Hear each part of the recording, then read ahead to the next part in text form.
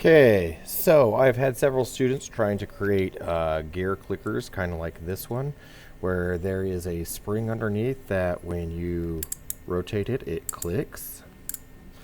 And so I'm going to show you how I made that one. That one was designed in Tinkercad. So if we come here, we can see it. And so first of all, there's lots of different things you can see. I actually made several different versions. And I turned around, and when I made a version, I put notes on it to say what was good, what was could be improved. That way I could improve them. Eventually I started actually putting version 3, version 4, version 5 on it till I was happy with what I got. So one of the things that I have is, first of all, I used a gear, and you can adjust your gear to change it to how you want.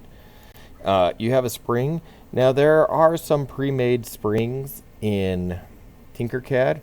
That said, I did not like the pre-made springs. As you can see, S-wall is one, a linear compression spring is another, and there's also this extruded curve. Now, I didn't like how little control I had on it, and so I turned around, and if we look right here, I turned around and made my own.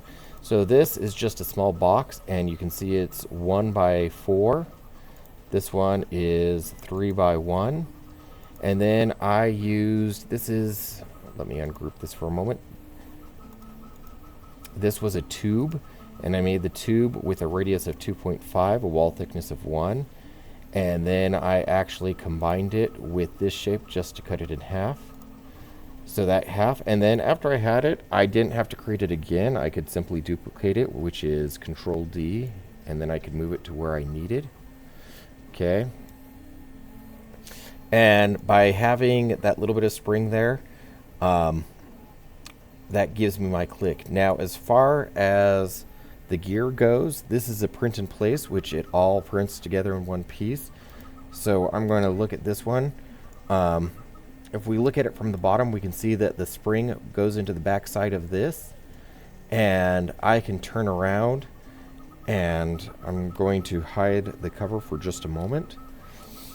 My gear is able to rotate. This right here is a cone, only I adjusted the cone, top radius 2, base radius 4, and if I turn around and look at this gear,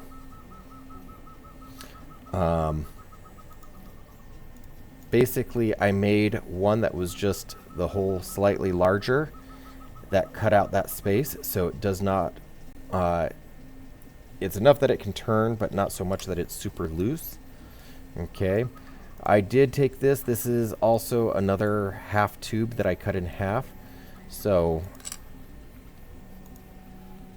once I combine all those shapes, it gives me my clicker right there.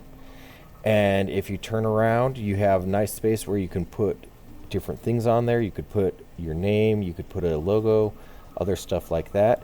Anyways, that is how you make a gear clicker.